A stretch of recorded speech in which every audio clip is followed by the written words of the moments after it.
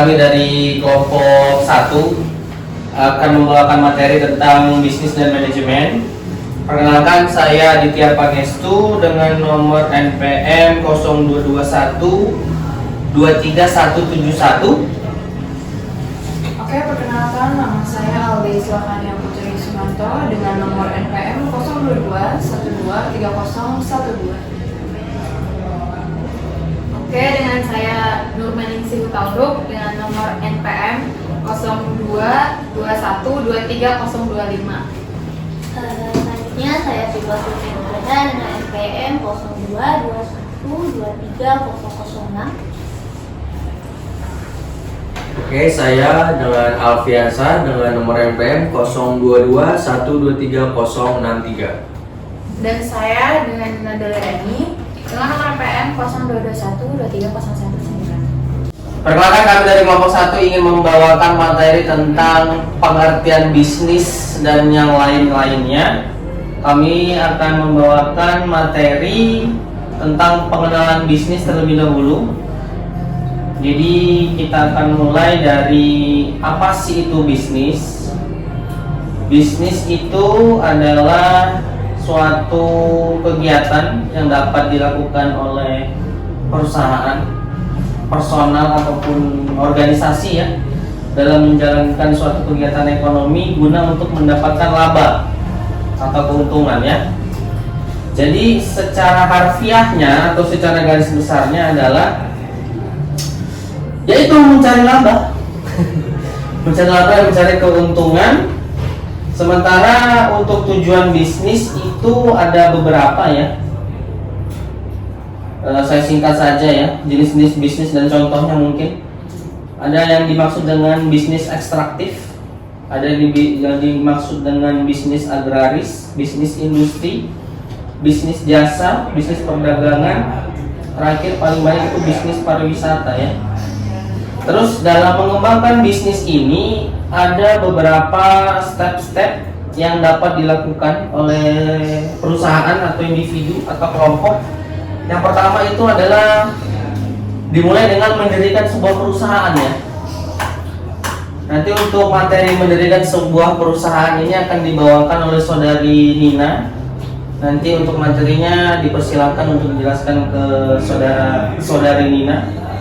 Saudari Nina, kami persilahkan. Terima kasih. Baik, terima kasih atas kesempatannya.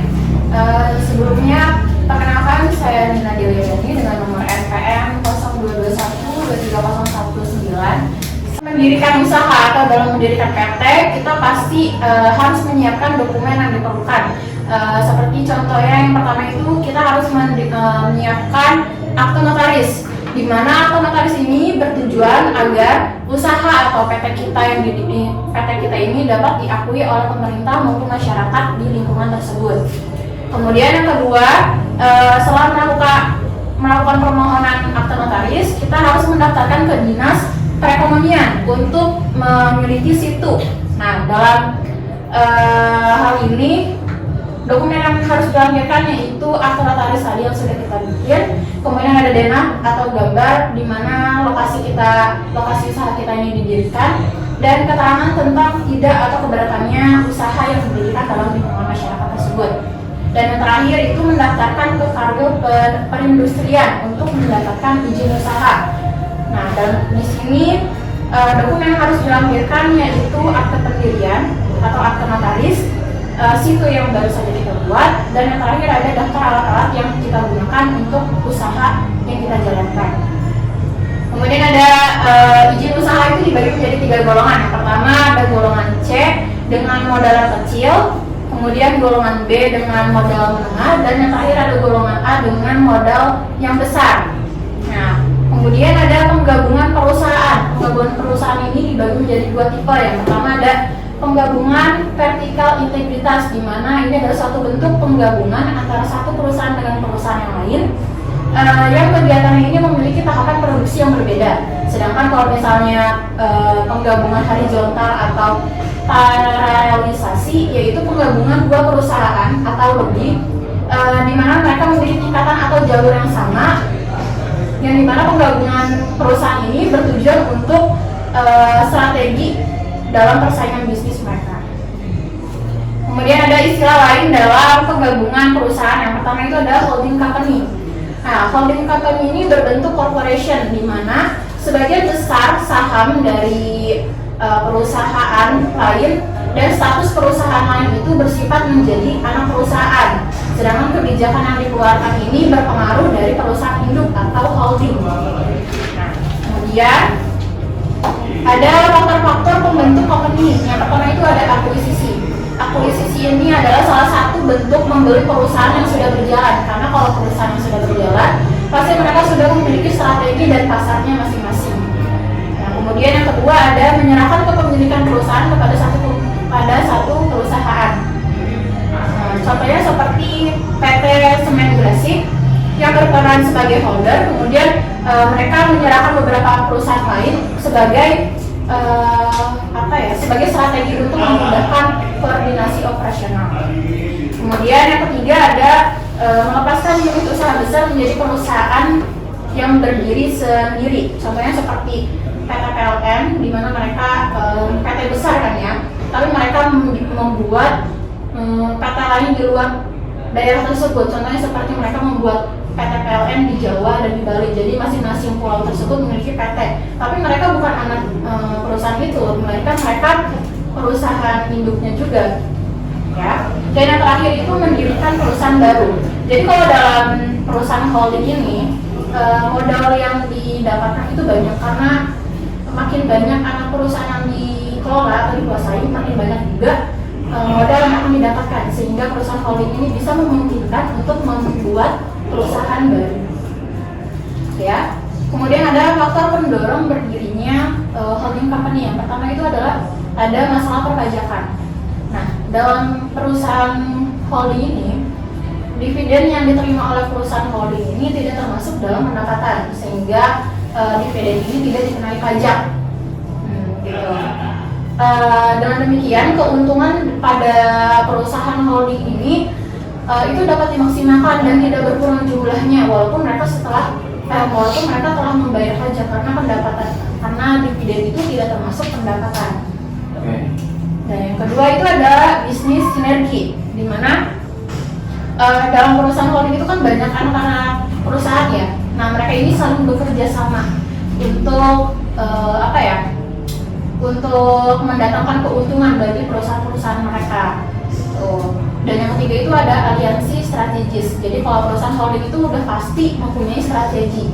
Dan anak-anak perusahaan ini membantu perusahaan induk untuk mencapai strategi tersebut, terutama dalam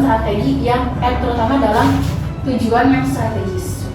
Kemudian yang terakhir ada penumpukan modal. Yang tadi saya sudah katakan, di perusahaan holding itu terdapat banyak modal karena banyaknya perusahaan anak yang dikelola. Jadi perusahaan induk mungkin bisa saja memegang saham sebesar 51% dari perusahaan anak. Kemudian selain ada holding company, yang kedua itu ada kartel. Kartel itu adalah suatu bentuk kerjasama perusahaan yang didasarkan atas perjanjian tertentu untuk mengurangi persaingan. Jadi mereka itu melakukan kerjasama untuk mengurangi persaingan. Nah, bentuk-bentuk kartel itu ada 3. Yang pertama itu ada kartel harga. Kartel harga itu usaha untuk menetapkan harga minimum di suatu daerah, baik di dalam region maupun internasional. Contohnya seperti penetapan harga sewa hotel ataupun penetapan harga BBM. Dan yang kedua itu ada kartel produksi. Kartel produksi adalah menetapkan jatah produksi untuk anggota-anggotanya. Jadi kalau misalnya dia memproduksi dalam jumlah yang over, maka di perusahaan itu akan dikenakan biaya. Tetapi kalau misalnya perusahaan itu kurang melakukan produksi, maka mereka akan diberi subsidi. Tujuannya yaitu untuk membatasi kemungkinan terjadinya overproduksi. Nah, yang terakhir itu adalah kartel daerah, yaitu pembagian wilayah penjualan antara semua anggota kartel. Nah, di balik ini ada keuntungan dan kelemahan kartel. Contohnya seperti keuntungannya itu harga dapat dikuasai dan stabil karena mereka memegang harga itu. Kemudian laba dapat terjamin, dan yang terakhir itu perusahaan masih bebas berdiri. Tapi kekurangan dari kartel ini adalah kalau nggak diatur sama perundang-undangan, ini akan menjerumus ke monopoli, di mana ini akan sangat merugikan masyarakat tentunya. Nah, selain kartel, ketiga itu ada joint venture. Joint venture ini istilah dari bekerja sama. Nah, menurut ekonomi adalah penggabungan antara dua perusahaan atau lebih dengan mengumpulkan modal untuk membangun usaha tersebut, untuk mendirikan usaha di atas perjanjian tertentu. Nah, ada istilah lain yang mirip dengan joint venture, namanya ini production sharing. Kalau production sharing ini penggabungan suatu perusahaan dengan perusahaan lain dengan bekerja sama, tapi dengan bagi hasil. Kalau joint venture itu kan untuk mengumpulkan dana untuk mendirikan perusahaan, tapi kalau production sharing itu dia bekerja sama tapi dengan cara bagi hasil. Tuh. Nah, di dalam joint venture ini sudah pasti ada kontrak kerja, di mana biasanya pihak pertama ini adalah pemerintah suatu negara dan pihak kedua ini biasanya pihak swasta untuk menjalankan usaha tersebut. Oke. Dan yang terakhir itu ada merger. Merger ini adalah penggabungan antara dua perusahaan atau lebih yang memiliki persamaan kepentingan dan tujuan tertentu untuk memperkuat kedudukan perusahaan. Nah, setelah merger ini didirikan, maka hanya ada satu nama perusahaan, sehingga perusahaan lain yang terkait itu hanya sebagai anak perusahaan atau cabang perusahaan tersebut. Itu ya. Kemudian ada produksi dan manajemen produksi. Produksi adalah suatu kegiatan bisnis di mana ini akan menggunakan orang dan mesin untuk mengubah suatu bahan material menjadi produk yang lebih menarik atau produk yang bisa dijual. Kemudian kalau proses produksi yaitu cara atau teknik untuk menciptakan atau menambah nilai suatu barang dengan memanfaatkan faktor produksi yang ada. Kalau manajemen produksi yaitu pekerjaan mengkoordinasikan dan mengendalikan semua kegiatan yang diperlukan untuk membuat suatu produk sesuai dengan yang direncanakan. Kemudian ada proses penciptaan dan penambahan kegunaan atau faedah tersebut dibagi menjadi 4 faedah. Yang pertama itu ada faedah bentuk. Faedah bentuk ini contohnya seperti rotan yang diolah menjadi tas. Gitu. Itu kan merubah bentuk ya dari rotan menjadi tas.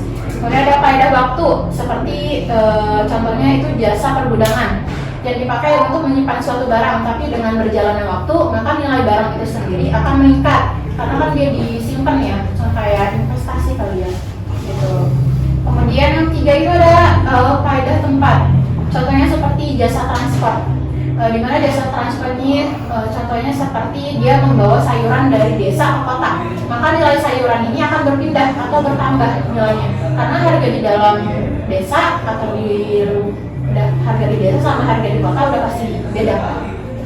Dan yang terakhir ini ada faedah milik. Contohnya seperti usaha perdagangan.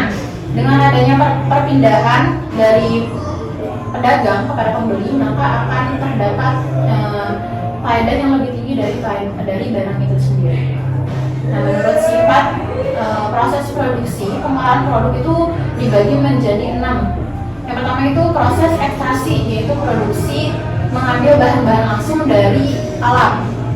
Kalau fabrikasi itu mengolah bahan mentah menjadi barang jadi, seperti tadi yang saya sudah jelaskan, jadi kayak rotan dibikin jadi tas atau kerajinan gitu.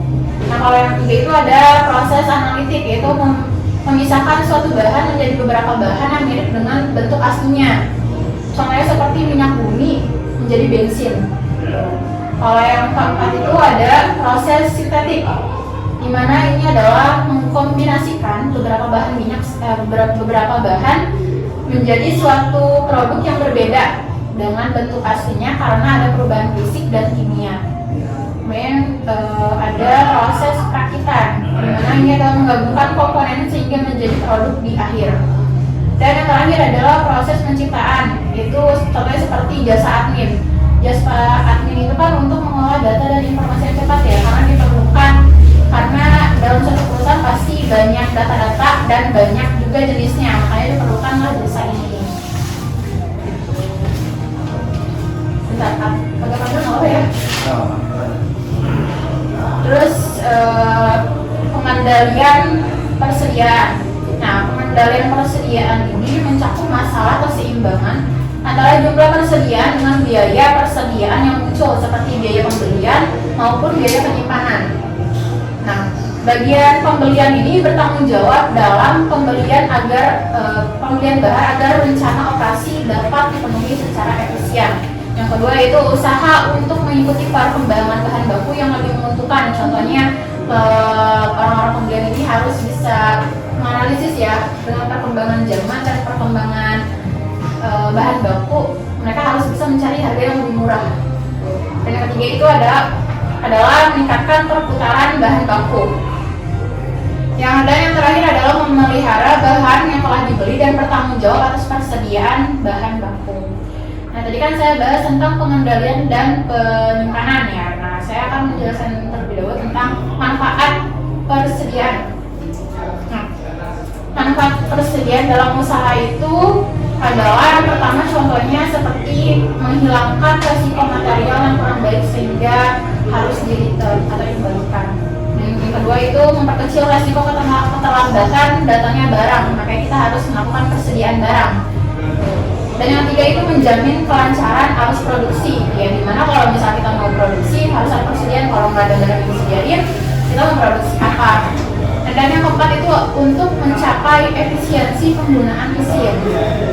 Dan yang terakhir adalah memberikan pelayanan yang baik kepada pelanggan. Karena kalau misalnya kita produksi dalam jangka waktu yang tepat, mungkin produk yang kita hasilkan akan datang ke tangan konsumen dengan tepat waktu, dan itu bisa memuaskan konsumen. Kemudian di sini ada beberapa hal yang mungkin akan terjadi jika persediaan ini terlalu banyak. Yang pertama itu ada dana yang tertanam dalam persediaan itu merupakan dana yang menganggur, sehingga kalau suatu perusahaan melakukan persediaan yang over, maka perusahaan tersebut harus mengeluarkan modal lebih untuk keperluan yang lain. Gitu. Kalau yang kedua itu dapat menimbulkan kerusakan pada barang itu sendiri karena persediaannya terlalu banyak kan. Jadi barang yang awal dibeli mungkin tidak terpantau gitu. Dan yang terakhir itu adalah perusahaan harus mengeluarkan biaya penyimpanan yang lebih besar. Nah, kemudian tadi kan kalau misalnya akibat yang akan terjadi kalau kita melakukan persediaan yang terlalu banyak. Nah, kalau misalnya persediaan yang terlalu sedikit, ini juga ada akibatnya. Contohnya seperti terganggunya proses produksi, ya kan? Itu udah pasti ngaruh ya, karena kita kekurangan bahan baku, persediaannya pun nggak ada. Dan yang kedua itu ada jika terlalu banyak melakukan pemesanan barang persediaan, maka perusahaan harus mengeluarkan biaya pemesanan yang lebih karena kita terlalu sering kan melakukan pemesanan. Jadi itu akan menambah biaya juga dalam suatu usaha atau perusahaan. Kemudian ada faktor-faktor yang diperlukan untuk mempertimbangkan dalam menentukan besar atau kecilnya persediaan. Pertama itu ada besarnya persediaan minimal, di mana ini adalah persediaan yang harus selalu ada dalam suatu usaha untuk kelancaran produksi tersebut. Kemudian yang kedua itu jumlah produksi yang akan dibuat atau dijual oleh perusahaan. Jadi perusahaan atau bisnis ini harus menentukan target ya, jumlah produksi yang harus mereka keluarkan. Kemudian yang ketiga itu adanya resiko kerusakan di gudang. Dan yang terakhir ini ada perkiraan tentang harga. Nah, saya akan menjelaskan tentang Economic Order Quantity atau EOQ. EOQ ini adalah kualitas optimal persediaan yang harus dibeli atau dipesan. Terus, atau dengan kata lain, EOQ adalah jumlah setiap kali pembelian bahan yang ekonomis. Nah, kemudian ada biaya pesanan atau ordering cost. Nah, biayanya biasanya meliputi dari persiapan pemesanan sampai barang itu datang ke tempat usaha kita. Biasanya biaya ini tuh bersifat konsisten. Di mana makin sering pesanan dibuat, maka biaya yang dikeluarkan juga akan semakin besar. Kemudian yang ketiga itu ada biaya penyimpanan di gudang atau inventory carrying cost. Contohnya seperti biaya sewa gedung dan biaya pemeliharaan bahan.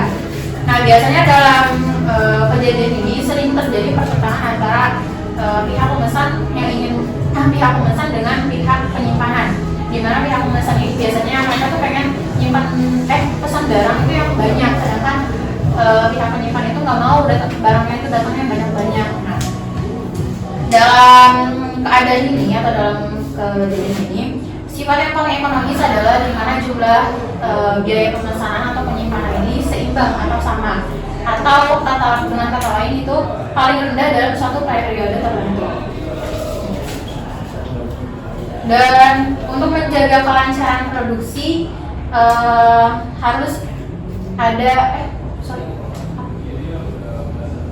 untuk menjaga kelancaran proses produksi yang disebabkan karena keterlambatan barang, maka diperlukan itu safety stock atau biaya atau apa sih safety stock dulu ya, safety stock.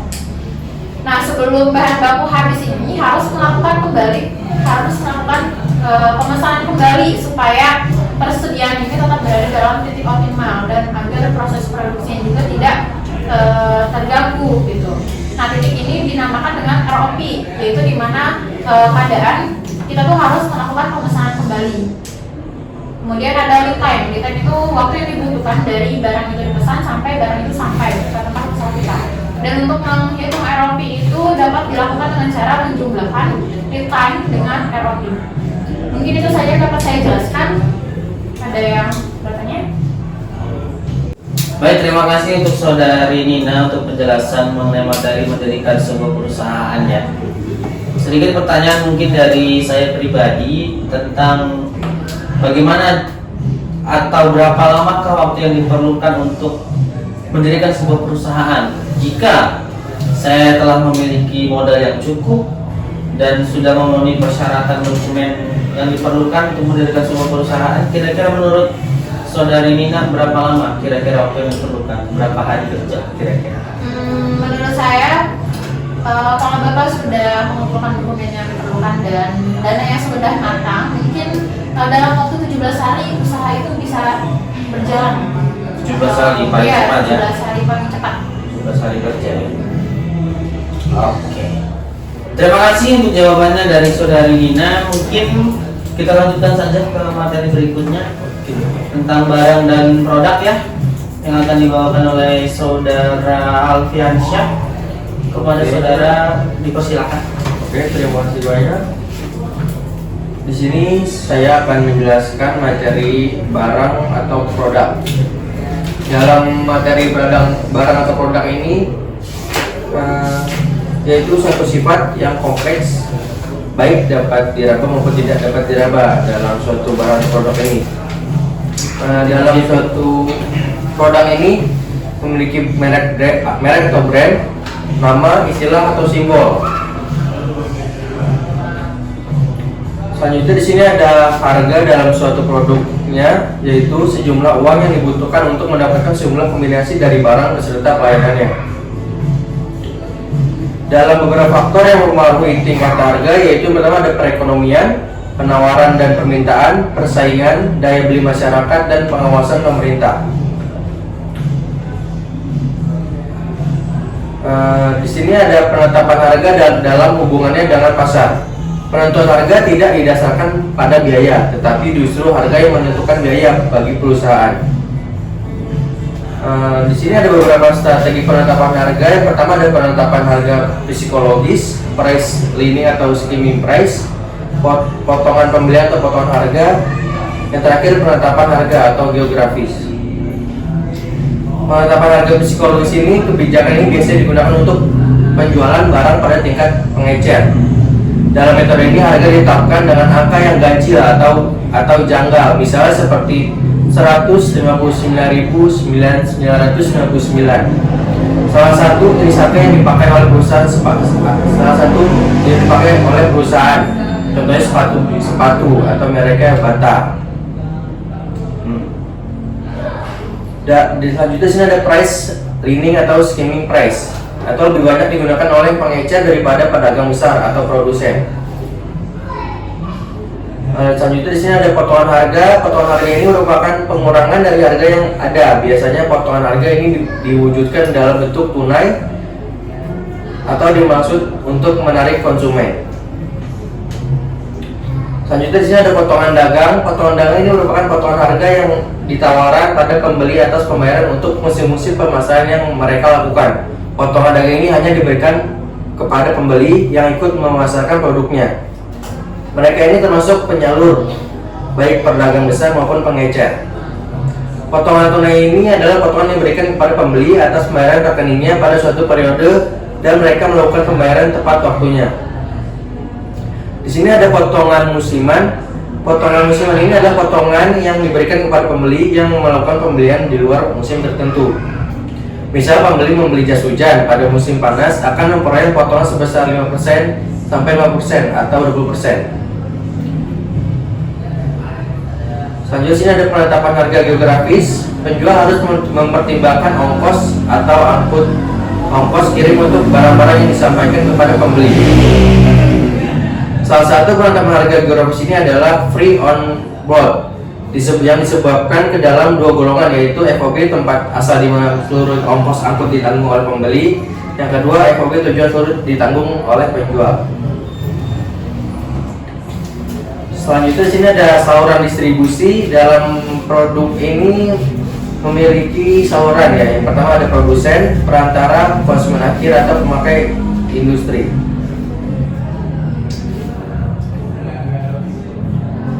Dalam tingkat saluran, yang pertama ada produsen ke konsumen, yang kedua ada produsen pengecer konsumen, yang ketiga ada produsen pedagang besar pengecer konsumen, dan terakhir ada produsen agen pedagang besar pengecer dan ke konsumen.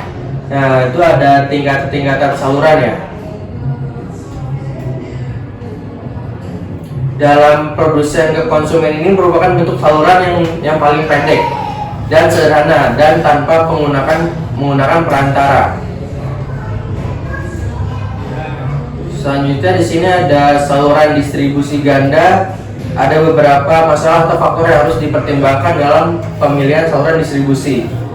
Faktor-faktor tersebut antara lain jenis barang yang dipasarkan, produsen yang menghasilkan produknya, penyalur bersedia ikut mengambil bagian, yang terakhir ada pasar yang dituju. Selanjutnya di sini ada jumlah perantara dalam saluran produk ya. Produsen ini mempunyai 3 alternatif yang dapat ditempuhnya, yaitu distribusi intensif, distribusi selektif, dan distribusi eksklusif. Dalam distribusi intensif ini merupakan strategi yang digunakan oleh perusahaan dengan menggunakan sebanyak mungkin atau penyalur untuk mencapai konsumen agar kebutuhan mereka cepat terpenuhi. Dalam distribusi selektif ini merupakan suatu strategi yang digunakan oleh perusahaan dengan menggunakan sejumlah pedagang besar atau pengecer yang terbatas dalam daerah geografis tertentu. Di sini ada distribusi eksklusif, merupakan suatu strategi yang digunakan oleh perusahaan dengan hanya menggunakan satu pedagang besar atau pengecer di daerah pasar tertentu.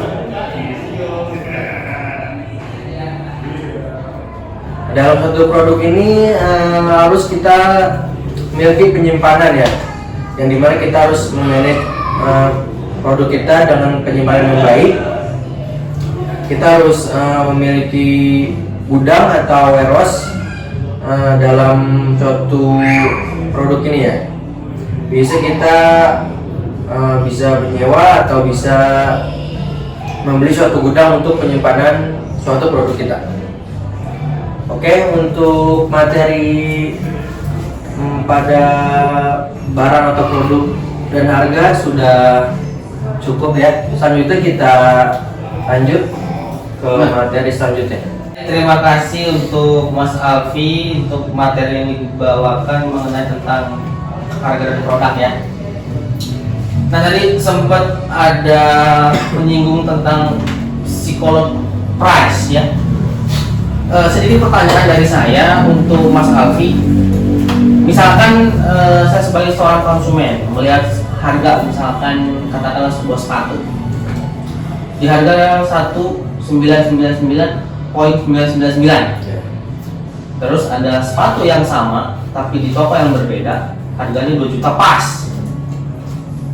Saya lebih pilih mana kira-kira menurut Mas Alfi? Oke, saya jawab pertanyaannya ya. Untuk menurut saya konsumen itu sendiri akan memilih harga yang 1.999 Oke. dibanding dengan harga 2 juta pas ya. Yang dimana dalam suatu pandangan atau suatu teori dalam konsumen ini, dalam psikologis konsumen ini, maka dia akan mengambil di angka 1.999 karena menurut dia tuh harganya ini di bawah angka 2 juta walaupun perbedaannya 991 perak ya. Nah, di situ ditetapkan bahwa harga ini dalam suatu pandangan memiliki psikologis konsumen. Mengaruhi. Makanya ini juga disebut dengan namanya teknik marketing. Dalam teknik marketing suatu penetapan harga. Ya, gitu. Baik, dipahami Mas Afi untuk jawabannya. Terima kasih. Mungkin itu saja dari saya. Untuk materi selanjutnya tentang pendanaannya, Saudari Nurmaya. Ya. Mungkin untuk materinya boleh langsung dibawakan saja. Terima kasih. Oke, baik. Baik, saya Nurmaya Tauruk. Saya akan menjelaskan tentang strategi pendanaan usaha. Jadi di dalam sebuah perusahaan pasti ada yang namanya sebuah aliran dana yang harus diatur untuk membuat sebuah produksi barang di dalam perusahaan itu. Nah, jadi ada 3 aliran dana yang ada di strategi pendanaan usaha. Yang pertama itu aliran dana atau cash flow yang dimana aliran dana ini terjadi dalam suatu perusahaan merupakan aliran keluar masuknya dana atau kas yang ada di perusahaan yang bersangkutan. Terus yang kedua, dana yang masuk ke dalam perusahaan merupakan dana yang berasal dari sumber dana perusahaan, baik sumber internal maupun sumber eksternal. Terus yang ketiga, dana yang keluar dari perusahaan merupakan dana operasi atau kerugian perusahaan. Nah, di dalam strategi pendanaan usaha ada juga bentuk-bentuk strateginya. Yang pertama, cost of capital, yaitu strategi pendanaan suatu perusahaan dibuat dengan pertimbangan bagaimana bentuk struktur pendanaan yang dapat meminimalkan biaya modal tersebut. Terus yang kedua, dividen. Sebagaimana diketahui, sumber pendanaan di dalam perusahaan mengandung biaya modal, diantaranya adalah utang yang mengandung biaya berupa bunga dan ekuitas seperti saham yang juga mengandung biaya. Terus yang ketiga itu kombinasi sumber pembiayaan yang ada di perusahaan, sering disebut juga bauran pendanaan. Yang keempat, capital structure, yaitu struktur yang membentuk komposisi bauran pendanaan, utang jangka panjang dan modal sendiri yang tadi saya sebutkan atau capital structure. Terus yang kelima itu strategi struktur modal, yaitu menjadi penting karena dalam memilih apakah perusahaan menggunakan utang atau ekuitas atau saham membawa konsekuensi terhadap risiko dan return. Terus selanjutnya tax saving, yaitu jika perusahaan menggunakan utang maka perusahaan akan mendapatkan keuntungan yang berupa penghematan pajak atau tax saving tadi. Terus di dalam strategi pendanaan ada teori-teori juga yang dimana menurut trade-off teori itu menyatakan bahwa perusahaan akan menggunakan utang atau hutang akan memberikan tax saving tetapi hanya sampai titik tertentu dan setelahnya akan menimbulkan biaya finansial distress dan biaya keagenan atau agency cost yang mengakibatkan turunnya nilai perusahaan. Terus financial distress atau tekanan keuangan muncul karena penggunaan utang yang berlebihan dalam struktur modal perusahaan yang pada akhirnya akan mengakibatkan meningkatnya resiko kebangkrutan atau bankruptcy. Ya. Selanjutnya, sumber-sumber pendanaan usaha. Yang pertama itu dana pribadi, berasal dari tabungan pribadi atau deposito atau menjual barang-barang berharga dan sebagainya. Terus yang kedua, dana dan sistem gadai, dapat diperoleh dengan menggadaikan barang maupun surat berharga ke lembaga formal maupun non formal. Misalkan rumah gadai. Nah, dari prosedur untuk mendapatkan dana ini relatif sederhana. Keterbatasannya ada pada jumlah yang biasanya terbatas dan juga jangka waktu pinjaman yang relatif pendek. Terus yang ketiga, pinjaman kepada lembaga non formal seperti itu keluarga atau arisan gitu. Terus yang keempat itu bermitra atau berpartner. Contohnya tuh investor, modal usaha atau pendanaan dari lembaga pengembangan kemitraan. Dana juga bisa diperoleh melalui usaha modal ventura. Yang kelima, hibah. Hibah ini mendapatkan dana dari perusahaan atau lembaga yang mempunyai program pengembangan kewirausahaan. Dana jenis ini tergolong sangat murah, tetapi persaingan untuk memperolehnya sangat ketat. Terus yang keenam itu pinjaman ke lembaga non-bank. Jenis pinjaman ini antara lain pinjaman ke koperasi simpan pinjam atau BPR, pinjaman ke lembaga pembiayaan maupun leasing. Oke, terus yang ketujuh, pinjaman ke bank. Dana didapatkan dengan meminjam langsung ke bank. Kendala terbesar adalah pada prosedur dan persyaratan yang harus dipenuhi oleh pemohon kredit. Pinjaman ini relatif aman karena perjanjiannya jelas, juga ada pengawasan dari pihak bank. Jadi jumlah pinjaman relatif besar bila dibandingkan dengan sumber pendanaan lainnya. Terus yang kedelapan, pasar modal. Menerbitkan surat hutang dan ditawarkan ke publik melalui pasar modal. Untuk kebutuhan pasar modal ini yang sangat besar, maka pinjaman ini bisa menjadi salah satu pilihan yang tepat. Namun banyak syarat dan prosedur yang harus dipenuhi. Terlebih dahulu sebelum memohon dana, layak menerbitkan surat hutang ke publik. Terus berikutnya, selain itu terdapat dua jenis sumber dana berdasarkan waktunya. Yang pertama, pembiayaan jangka pendek. Jenis pembiayaan ini digunakan untuk kegiatan operasional perusahaan sehari-hari yang wajib dikembalikan dalam waktu kurang dari 1 tahun, seperti dari sumber internal, terus trade credit, commercial paper, dan commercial bonds. Terus yang kedua, pembiayaan jangka panjang. Pembiayaan jangka panjang adalah dana yang didapatkan perusahaan untuk berbagai keperluan jangka panjang perusahaan dari kreditor, investor, pemilik perusahaan, dan lain-lain. Yang dananya dapat dikembalikan dalam tempo waktu lebih dari setahun, seperti dari laba ditahan, pembiayaan dari utang, dan financing.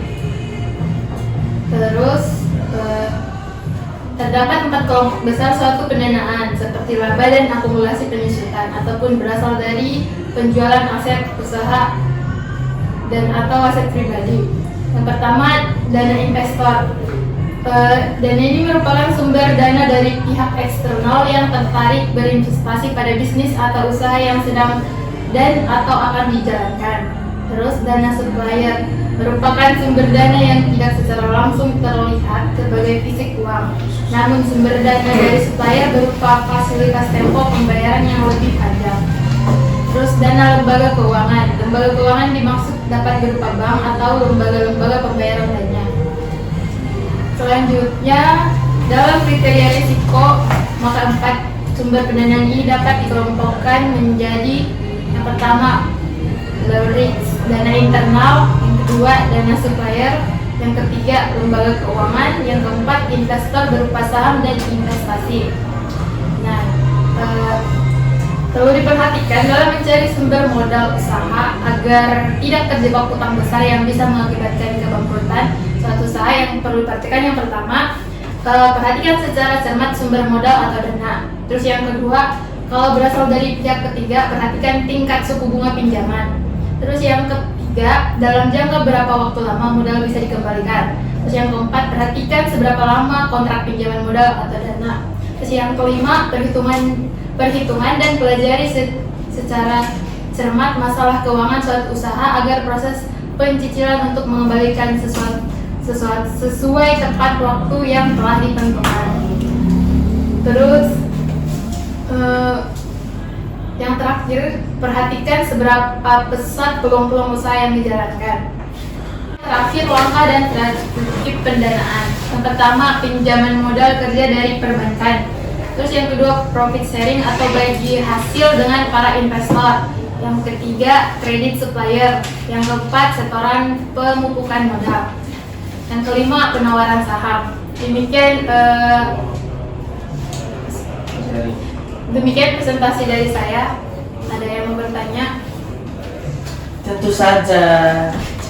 Mbak Nurma, terima kasih untuk materi yang dibawakan tentang pendanaan modal, pendanaan perusahaannya. Ya, pendanaan Ya, usaha. pendanaan usaha ya.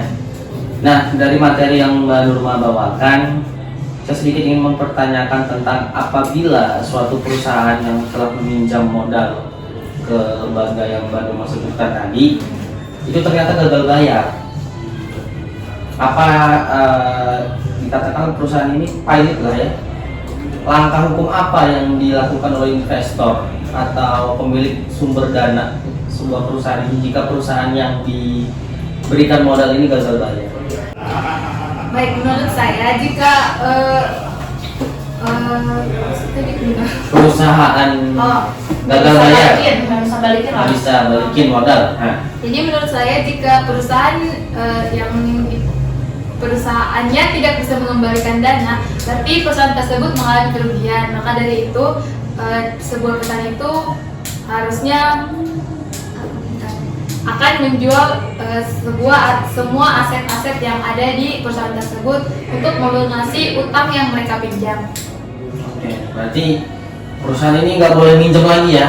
Iya, karena sudah bangkrut. Oh. Iya, karena ya Nggak pilot ya? pilot. Berarti mau nggak mau harus dijual Iya, dijual. atau dilelang mungkin ya? Ya, bisa dilelang juga. Oke. Baik, terima kasih untuk Mbak Nurma materinya tentang pendanaan sebuah perusahaan. Materi selanjutnya kita ke bisnis modern, betul ya?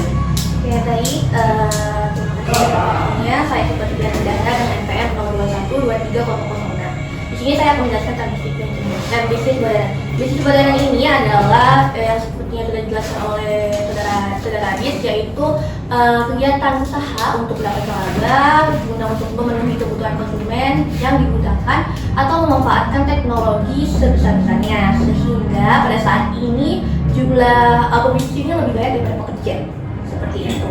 Dan tujuan utamanya ini ya, balik lagi untuk mencapai atau mendapatkan laba sebanyak-banyaknya.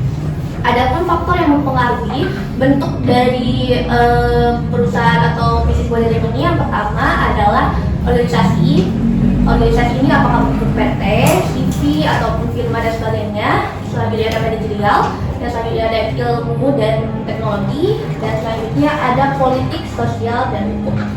Adapun sebagai kegiatan sosial ini, bisnis modern ini dipandang menjadi sebagai ekonomi, moral, serta hukum. Nah, pada bisnis modern ini perbedaannya yang pertama, pada bisnis modern ini pasti dipenuhi orang-orang profesional untuk membangun atau menjalankan bisnis ini. Yang selanjutnya itu adalah menetapkan prinsip bahwa konsumen ini adalah raja karena terdapat banyak persaingan atau persaingan ketat. Dan selanjutnya adalah sudah mulai berpikir bahwa karyawan ini tidak hanya untuk eksploitasi, tapi perusahaan akan membantu untuk mengembangkan skill untuk membangun perusahaan tersebut. Nah, selanjutnya adalah ciri-ciri bisnis modern ini yang pertama ada 3. Yang pertama adalah spesialisasi, yaitu bahwa bisnis modern ini berfokus pada satu bidang. Misalnya jika bidang produksi barang, maka dia akan fokus tersebut, tetapi memiliki berbagai variasi untuk sebagai pilihan pada customer-nya. Yang selanjutnya adalah saling berhubungan. Jadi pada kegiatan bisnis modern ini pasti kegiatannya akan berhubungan satu sama lain. Contohnya adalah pemasaran dan penjualan. Apabila tidak ada pemasaran, maka penjualan akan menurun, bahkan tidak memiliki penjualan. Selanjutnya ada produksi massal. Pada bisnis modern ini biasanya produksi secara besar-besaran. Tujuannya untuk mengefisiensikan biaya operasional. Nah, selanjutnya ini ada cara atau bagaimana sih untuk membangun usaha kecil pada masa modern ini. Yang pertama yaitu membuat website.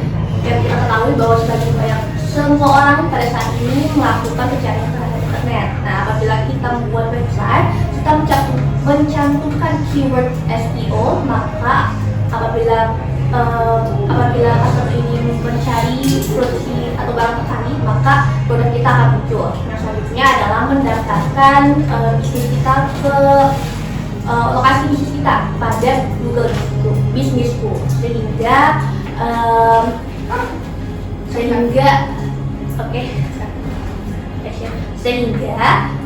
memudahkan untuk memudahkan customer untuk menemukan atau mencari produk kita. Dan selanjutnya yaitu adalah memanfaatkan media sosial sebagai pemasaran. Nah, selanjutnya itu menggunakan situs e-commerce. Nah, pada saat ini situs e-commerce sudah sangat berkembang sangat besar, sehingga apabila kita mendaftarkan produk kita atau perusahaan kita pada e-commerce, sehingga dapat melakukan atau customer dapat menemukan kita secara mudah. Dan selanjutnya adalah mengikuti perkembangan teknologi. Jadi dengan cara apabila teknologi yang berkembang, maka perusahaan harus beradaptasi dengan teknologi. Nah, ada pun tantangan dari bisnis ini yang pertama adalah moral dan integritas. Jadi pada bisnis ini mungkin pengusaha akan mengalami pertentangan antara moral dan integritas. Jadi misalnya contohnya pada laporan keuangan untuk memenuhi atau mengurangi mengepres pajak, ada beberapa pengusaha yang tidak jujur, sehingga pada saat itu terjadi pertentangan antara moral dan integritas. Yang selanjutnya adalah transformasi digital, yaitu di mana terjadinya perkembangan teknologi, sehingga perusahaan mau tidak mau mengikuti perkembangan teknologi tersebut. Selanjutnya yang ketiga adalah SDM atau sumber daya manusia. Nah, ini juga merupakan tantangan yang dihadapi oleh pengusaha atau perusahaan karena banyak SDM yang tersedia namun tidak terkualifikasi oleh perusahaan. Yang keempat ada persaingan yang semakin ketat oleh kompetitor. Nah, selanjutnya adalah perubahan masyarakat, yaitu bagaimana masyarakat ini memiliki permintaan ataupun selera yang berubah-ubah. Nah, selanjutnya ada kurangnya dukungan pemimpin. Nah, karena majunya teknologi sehingga yang dapat dilakukan secara online, sehingga berkurangnya interaksi antara pemimpin dengan karyawannya. Selanjutnya ada ketidakpastian kondisi ekonomi. Nah, ketidakpastian ekonomi ini yaitu ketidakstabilan antara harga bahan baku, kurs mata uang yang naik turun dan sebagainya, yang merupakan sesuatu yang sulit diprediksi. Nah, ini pun membawa pengaruh besar kepada bisnis yang dijalankan. Selanjutnya ada perencanaan, adalah pengelola keuangan bisnis.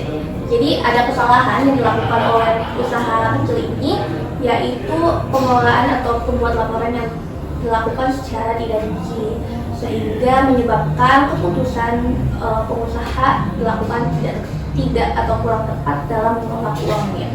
Yang ketiga ada perencanaan pemasaran. Ada beberapa perusahaan ini tidak melakukan SWOT atau analisis SWOT. Jadi pada saat pemasaran tidak mencakup atau mendapat target yang akan dipasarkan.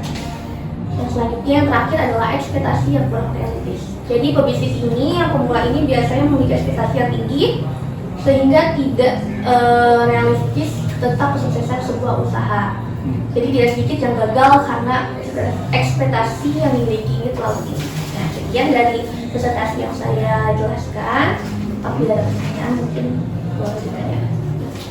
Baik, terima kasih Saudari Syifa. Mungkin dari teman-teman lain ada yang mau ditanyakan mungkin? Nggak ada ya? Mungkin dari saya sedikit saja ya Nona Syifa. Terkait tentang materi bisnis modern ya. Sekarang kan begitu banyak toko-toko online yang beredar di e-commerce ya. Dan tentu saja itu ada sedikit dampak positif dan negatifnya mungkin ya. Mungkin dari pandangan Nona Syifa mengenai bisnis modern ini, terutama untuk pebisnis online yang di e-commerce, mungkin bisa disebutkan sedikit saja tentang dampak negatifnya dari bisnis modern ini seperti apa? Oke, jadi dampak dari e-commerce ini bagi para pengusaha ini, ya mungkin kita punya kasusnya ya dari Tanah Abang kan ya. Oke. Nah, itu tuh kasusnya itu itu jadi penjualan secara offline itu menurun Mhm. karena sudah beralih ke e-commerce. E-commerce, Nah, betul. adapun dampak dari negatif e-commerce ini adalah pemotongan. Oke. Karena setelah jadi pendapatan ini tidak bersih dari customer ke pedagangnya. Betul. Ada beberapa admin biaya admin yang dipotong oleh pihak e-commerce e-commerce. seperti ini.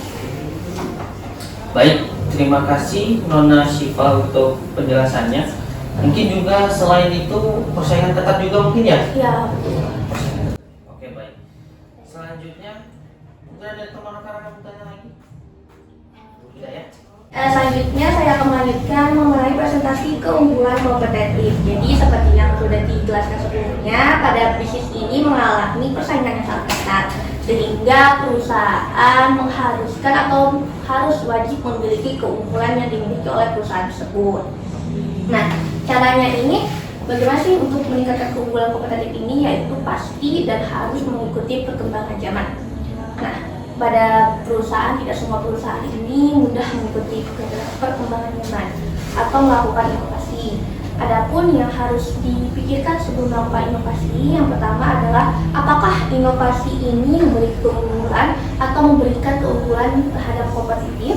Yang selanjutnya adalah apakah perusahaan tersebut dapat beradaptasi atau bahkan malah menyulitkan perusahaan yang akan berinovasi. Namun hal tersebut harus balik lagi kepada perilaku konsumen, harus diutamakan dalam melakukan inovasi.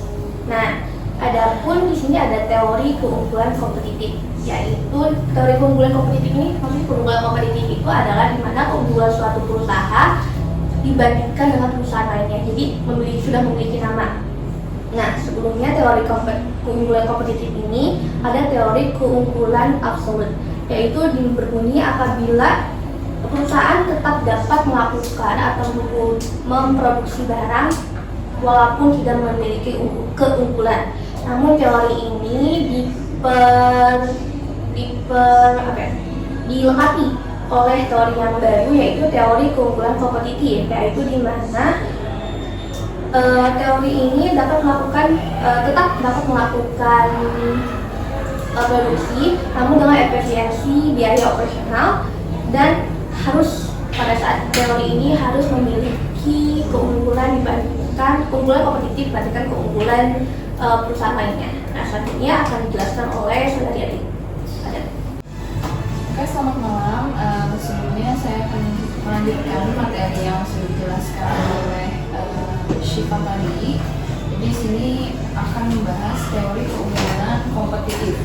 Konsep mengenai keunggulan kompetitif pertama kali diungkapkan oleh Michael E. Porter pada tahun 1985. Menurutnya, inti dari kinerja sebuah perusahaan di tengah kompetisi bisnis adalah keunggulan kompetitifnya. Nah, keunggulan kompetitif juga mengacu pada kemampuan perusahaan untuk melakukan atau memiliki sesuatu yang sebelumnya dikehendaki oleh kompetitor. Untuk itu, perusahaan harus menerapkan strategi tertentu demi meningkatkan kinerja setiap saat. Nah, ada beberapa hal yang bisa dilakukan oleh perusahaan agar memiliki keunggulan kompetitif, yaitu yang pertama, overall low cost leadership. Perusahaan harus menjadi produsen yang memiliki efisiensi dengan tingkat lebih tinggi. Yang kedua ada differentiation, adalah dalam bentuk menampilkan diri sebagai produsen yang menawarkan biaya lebih rendah tetapi memiliki keunikan produk. Yang terakhir ada fokus. Selanjutnya, perusahaan harus bisa fokus dalam memilih segmen unggulan. Nah, kita juga ada kritik terhadap keunggulan komparatif. Kritik terutama tentang beberapa asumsi dalam model Ricciardo. Yang pertama, produksi dan perdagangan tidak hanya melibatkan dua barang dan dua negara. Yang kedua, perdagangan antar negara melibatkan biaya transportasi. Yang ketiga, tenaga kerja bukanlah satu-satunya faktor produksi. Yang keempat, tenaga kerja tidak selalu mobile. Dan yang terakhir, yang kelima, model mengecualikan efek teknologi. Kemajuan teknologi mempengaruhi perbedaan produktivitas tenaga kerja. Mungkin untuk materi 13 cukup sampai di situ. Oke, lanjut ya. Oke teman-teman, akhirnya kita sampai di penghujung materi, yaitu materi ke-14 tentang manfaat teknologi untuk pengembangan usaha bisnis. Seperti yang kita ketahui, teknologi seiring dengan perkembangan zaman, teknologi berkembang sangat pesat. Teknologi sangat membantu perkembangan dan perbaikan kualitas sebagai sektor kehidupan manusia.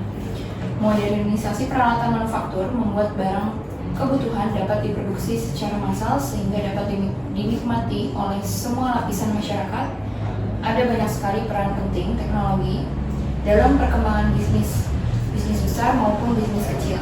Saat ini sangat membutuhkan teknologi untuk dapat berkembang. Teknologi itu sendiri memiliki manfaat, berwujud maupun tidak berwujud. Bisnis membutuhkan teknologi untuk dapat bertahan. Nah, berikut peranan teknologi dalam bisnis itu nanti akan disebutkan ada 8. Yang pertama itu memperluas jangkauan pemasaran. Nah, dengan teknologi ini kita bisa memperluas jangkauan pemasaran dari desa ke impor dan ekspor. Dengan kerjasama online, contohnya kita bisa membuat web untuk mempermudah konsumen menjangkau usaha bisnis dengan hanya menyediakan web dan promosi. Contoh aplikasi atau software yang bisa kita gunakan untuk proses ekspor dan impor itu salah satunya kita bisa ekspor ya teman-teman. Next, poin 2, menghemat waktu dan biaya. Nah, ini efisiensi teknologi dapat membantu bisnis untuk mengetahui apa yang dibutuhkan untuk mempertahankan cash flow yang sehat. Peralatan yang modern akan meningkatkan efisiensi waktu serta tenaga kerja dalam proses produksi. Sistem inventarisasi gudang akan sangat membantu pelaku bisnis dalam mengatur stok barang. Hal tersebut akan berdampak pada efektivitas biaya ruang penyimpanan dan terutama waktu, karena stok barang dapat dipantau secara langsung tanpa harus mengunjungi gudang penyimpanan barang secara langsung. Dengan sistem akuntansi yang terintegrasi dengan penjualan serta keuangan dan bahkan kalkulator yang dapat membantu efisiensi bisnis. Nah, soal urusan memesan stok bahan baku, menghubungi klien, kita bisa menggunakan teknologi digital signature ya teman-teman. Oke, nextnya itu poin ketiga, produktivitas meningkat. Nah, suatu bisnis akan terus berkembang jika ia terus melakukan inovasi atau terobosan-terobosan baru. Perbaikan produksi dengan mengganti peralatan-peralatan lama dapat membantu suatu usaha untuk menghasilkan barang lebih cepat dengan kualitas yang lebih baik. Penambahan fitur-fitur baru akan menambah nilai dari produk yang sudah ada sebelumnya. Hal ini akan membuat permintaan akan barang tersebut meningkat, apalagi jika itu sebelumnya belum ada produk yang serupa. Nah, inovasi itulah yang akan meningkatkan produktivitas suatu perusahaan karena setiap kegiatan operasionalnya didukung oleh inovasi teknologi. Oke, next, poin keempat, mengoptimalkan pelayanan. Dengan teknologi dapat berkomunikasi online secara langsung dengan para konsumen. Komunikasi tersebut memungkinkan pelaku bisnis untuk dapat membaca apa yang sebenarnya sangat dibutuhkan oleh konsumen. Kemampuan ini membaca perilaku pasar dengan cepat dan cepat, jika perlu lebih cepat dari pelaku bisnis lain, akan memberikan peluang yang lebih baik berkat teknologi saat ini. Komunikasi dengan konsumen itu juga dapat dilakukan melalui pelayanan konsumen daring maupun call center. Selain itu juga pengaduan konsumen juga lebih cepat diterima dan segera diproses oleh perusahaan. Selain itu, perkembangan teknologi juga mampu menyediakan fitur real-time tracking dari setiap produk yang dikirim sehingga memudahkan dalam proses pemantauan atau pelacakan produk. Nextnya, poin kelima, lebih mudah mengelola karyawan. Nah, dengan online ini tentunya dapat membantu pihak HR ya untuk mengelola sumber daya yang ada di suatu perusahaan dengan teknologi tentunya seperti website, aplikasi, software untuk HRIS online lain bisa membantu mengelola karyawan mulai dari pengelolaan absensi, contohnya kayak cuti, izin, telat, mundur, itu kita bisa menggunakan aplikasi Mekari Talenta. Yang kedua, seperti berkas administrasi, data karyawan hingga kontrak, itu juga kita bisa menggunakan website pribadi, ya, website pribadi dari perusahaan. Untuk pengaturan shift, itu juga kita bisa menggunakan website pribadi dari perusahaan yang dibikin oleh perusahaan tersebut, atau juga kita bisa langsung connect ke WA group ya. Yang keempat, itu pemberian informasi kayak misalkan jadwal libur dan lain sebagainya, itu kita bisa sediakan di website pribadi perusahaan juga ataupun di WA group. Kenapa? Agar seluruh informasi yang sampai ke karyawan itu selaras semua, tidak ada miskomunikasi maupun misinformasi. Nah, yang terakhir itu juga kita bisa lebih efektif controlling dengan cara briefing atau meeting online dengan Zoom atau Skype. Nah, dapat disimpulkan dari sistem online tersebut bisa memudahkan perusahaan khususnya untuk human resource untuk menghandle serta memonitor 5 aspek di atas. Dengan apa? Dengan website untuk mengurangi yang namanya misinformasi, human error, dan lain sebagainya.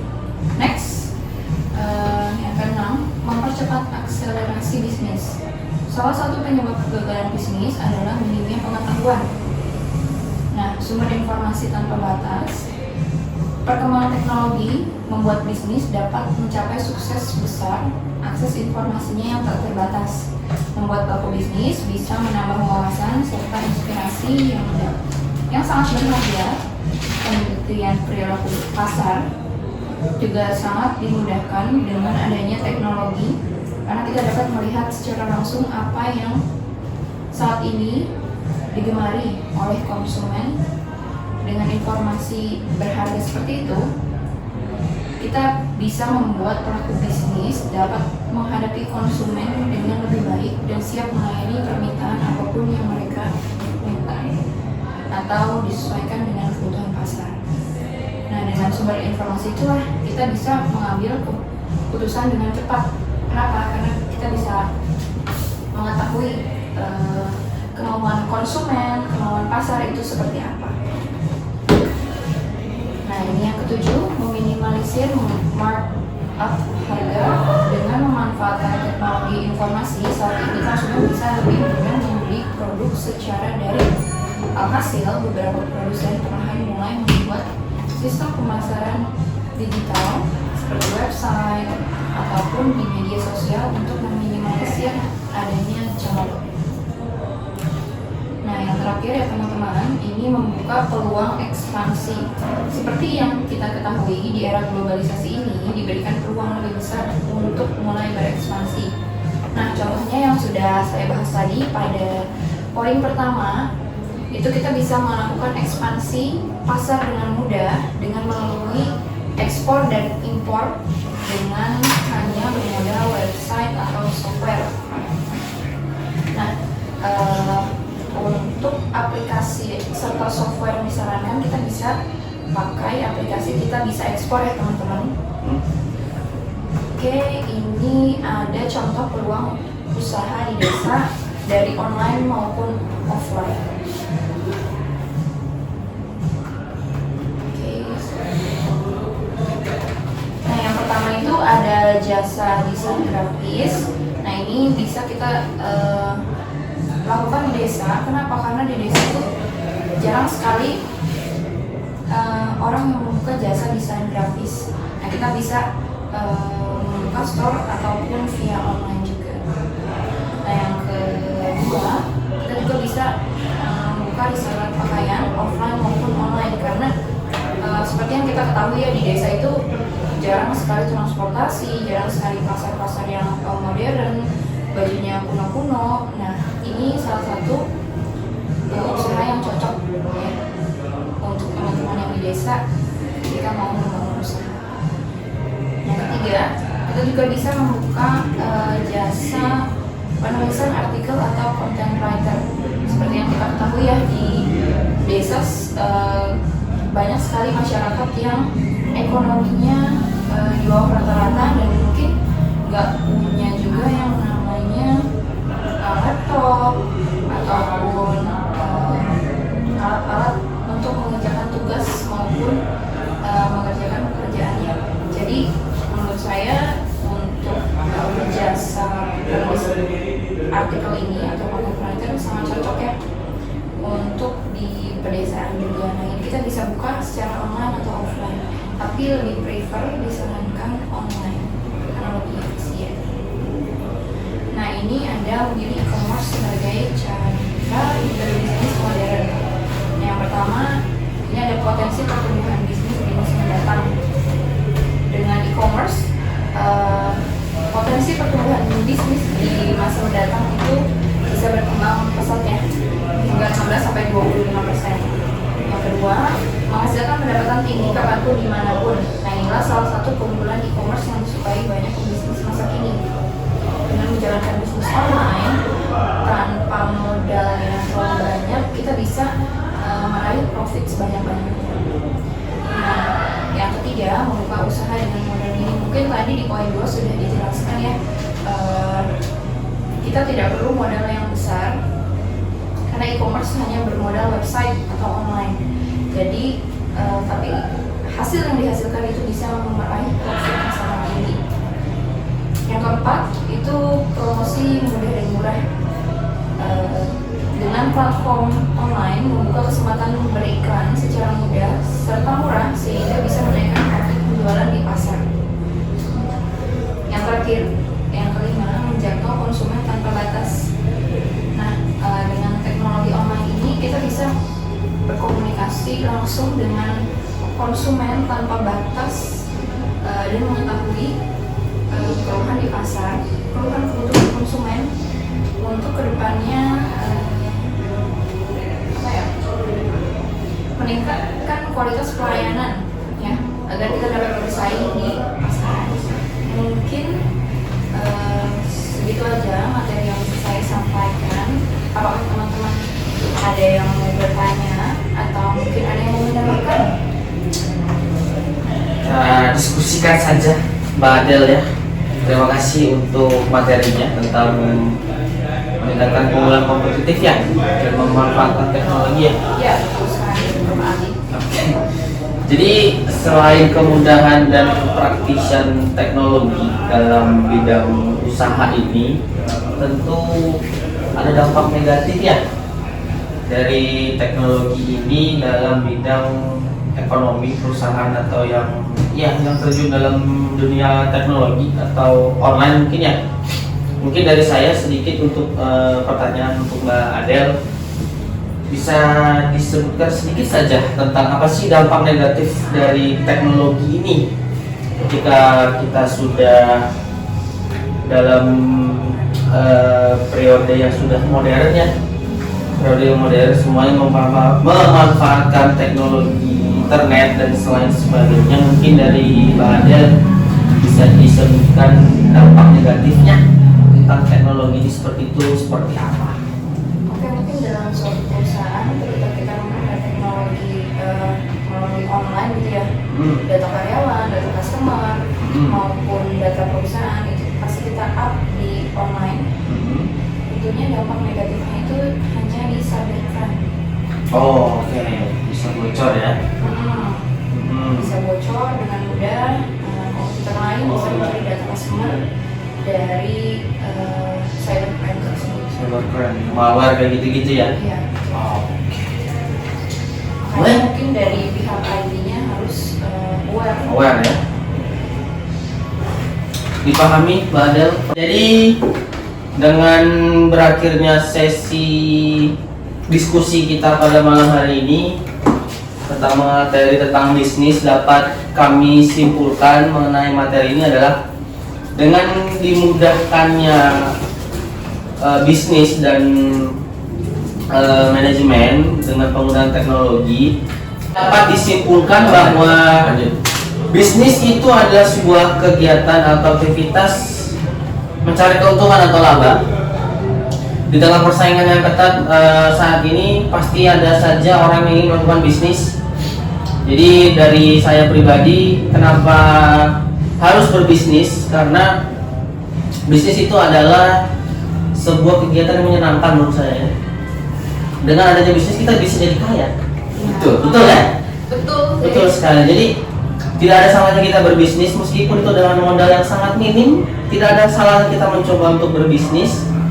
Apalagi sekarang dimudahkan dengan teknologi ya. Jadi kita bisa menjangkau apa saja yang ada di satu bumi ini. Kita bisa lakukan apa aja dengan adanya teknologi. Jadi dapat disimpulkan bahwa bisnis itu, sekali lagi saya tekankan, di sini adalah bisnis untuk mencari keuntungan, mencari laba, dan tentu saja itu kegiatan menyenangkan ya. Teman-teman sekalian, mungkin itu saja yang dapat saya simpulkan dari diskusi malam ini. Terima kasih untuk waktunya dan tenaganya.